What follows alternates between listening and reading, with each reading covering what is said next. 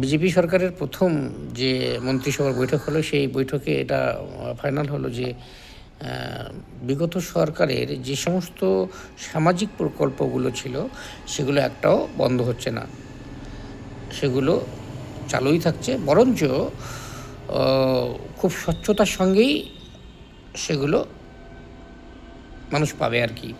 যেমন ধরুন, আগে কি হতো, মৃত ভোটারগুলো যারা ছিলেন তাদের নামেই দেখা গেল যে বাড়ির যে লক্ষ্মী ভাণ্ডার ছিল সেই লক্ষ্মী ভাণ্ডারগুলো পেয়ে যেত।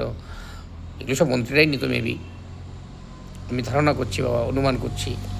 কিন্তু এখন থেকে আর সেগুলো হবে না। কোনো মৃত ভোটার পাবেন না এই সুবিধা, কোনো বিদেশি নাগরিক পাবেন না এই সুবিধা। এই সুবিধা শুধুমাত্র যারা ভারতীয় রয়েছে একমাত্র তারাই এই সুবিধাগুলো ভোগ করতে পারবেন।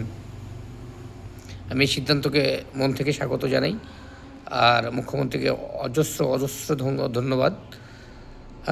যারা এর বিরোধিতা করেছিল, যে ভোটের সময় যে প্রচার করেছিল যে বিজেপি এলে, ক্ষমতা এলে এর একটা প্রকল্প থাকবে না, সব বিজেপি নষ্ট করে দেবে, বিজেপি বন্ধ করে দেবে, অ্যাকচুয়ালি তাদের মুখে স্যালুট।